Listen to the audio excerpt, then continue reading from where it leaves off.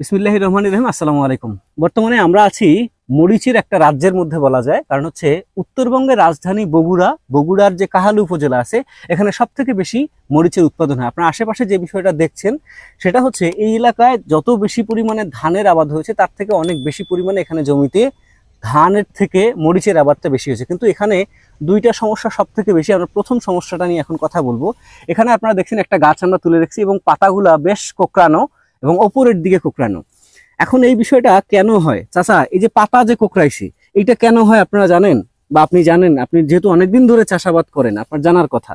এটা জানার কথা, এটা আমাদের একটা বিশ্বাস, আমাদের একটা ইয়ার ভিতর যে এই যে শেকড়, হ্যাঁ, এই শেকড়টা মনে করেন যে ওই যে কাজটা করছে না, যে কোনো সার ফসফেট যে কোনো জিনিস যাওয়া হচ্ছে, এই শেকড়টা কাজ করছে না। কাজ না করার পরেই মনে করে যে মাথাটা ওই খাদ্য যখন পাচ্ছে না, সেখানে মাথা কোঁকড়ে হচ্ছে। মরিচের ফল ধরলেও কিন্তু সেই মরিচের ফলটা বেকা হয়ে আসছে, বড় হচ্ছে না। এই খাদ্য না পাতে বড় হচ্ছে না। ভাত না খেলে মনে করেন যে মানুষের শরীর দুর্বল হয়ে যাবে। এটা এই সিস্টেম হওয়ার আমাদের একটা। আচ্ছা চাচা, আমি আপনাকে বলি, আপনি যে বিষয়টা বলছেন ওইটা কিন্তু গাছ ঢলে পড়ার ক্ষেত্রে হয়। অনেক সময় আপনাদের এইদিকেও আমি যতটুকু জানি প্রচুর পরিমাণে গাছে ঢলে পড়ে। সকালবেলা মোটামুটি দেখতে দেখা যায় ভালো, হালকা একটু যখন রোদ ওঠে সারাদিন পর্যন্ত গাছ একদম মরার মতো, আধমরার মতো অবস্থা হয়।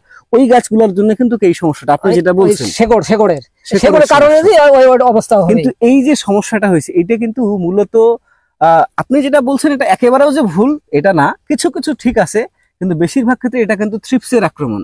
থ্রিপস নামে একটা পোকা আছে, এই পোকার আক্রমণ হয়। এই একটা মনে করেন আমাদের যেমন শরীরের মধ্যে কি হয়, কারো কারো ক্যান্সার হয় না, এই পোকার জন্য কারেন্ট পোকার ওষুধ দেওয়া হয়। কারেন্ট পোকার মানে এই পোকার জন্য কারেন্ট পোকার ওষুধ মনে করে এই পাকা বহু মনে করে দিয়েছে। আচ্ছা, ডোজ কেমন দিবেন?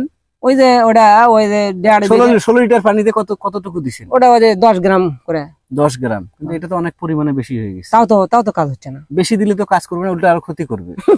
এখন দর্শক আপনাদের জন্য আমি একটু সংক্ষেপে বলি, চাচাকেও একটু বলে দেই। এখন বিষয়টা হচ্ছে এই যে পাতা মোড়ানো বা পাতা কোঁকড়ানো যে রোগটা আছে, এটা কিন্তু উপরের দিকে কোঁকড়ানো। আপনার জমিতে যদি এই পাতাটা উপরের দিকে কোঁকড়ানো, তাহলে বুঝবেন যে পাতা কোঁকড়ানো রোগের সমস্যাটার কারণ হচ্ছে থ্রিপস। এখন ভাইরাস বা ব্যাকটেরিয়া বা ছত্রাক আপনি যেটাই বলেন না কেন, প্রত্যেকটা রোগ কিন্তু আমরা সহজে চোখে দেখতে পারি না। এই রোগটাকে এটার কিন্তু সরাসরি আক্রমণ করে না, এর নির্দিষ্ট কিছু বাহক থাকে। এই বাহকটা হচ্ছে থ্রিপস বা হচ্ছে সাদামাছি বা অ্যাফিড, জ্যাসিড, এগুলোর মাধ্যমে কিন্তু তারা আক্রমণ করে। ঠিক এরকম ভাবে এই জায়গাতেও থ্রিপস পোকার কারণে এইভাবে পাতাগুলা মানে আপনার কুকড়িয়ে গেছে। পাকার কত দেখা যায় সবুজ কালার পোকা, মিচি একদম ছোট ছোট,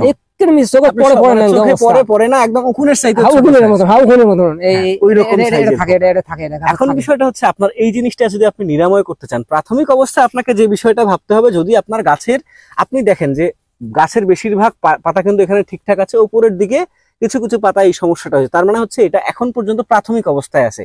যেহেতু প্রাথমিক অবস্থায়, তো এই সময়টাতে আপনি যদি টিডো, এক কথায় আমাদের এসিআই ক্রপ কেয়ারের টিডো রয়েছে, আপনি যদি প্রতি লিটার পানিতে 1/2 মিলি করে দিয়ে ব্যবহার করেন, সেটা ব্যবহার করতে পারেন।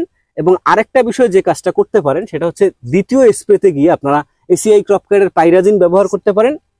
এইখানে কিন্তু আপনাকে 16 লিটারে যেমন আপনি টিডো ব্যবহার করবেন 8 মিলি, 1/2 মিলির বরাবর 1/2 মিলি করে ব্যবহার করবেন। কিন্তু আবার যদি আপনি পাইরাজিন ব্যবহার করতে চান, তাহলে কিন্তু সেই ক্ষেত্রে আপনাকে যে জিনিসটা করতে হবে, 16 লিটার পানিতে সর্বোচ্চ আপনি 5 গ্রাম ব্যবহার করতে পারবেন, তাহলে আপনি সঠিক একটা মাত্রা পাবেন। যদি আপনি ডাবল ব্যবহার করেন তাহলে আপনার উপকার থেকে ক্ষতিটা বেশি।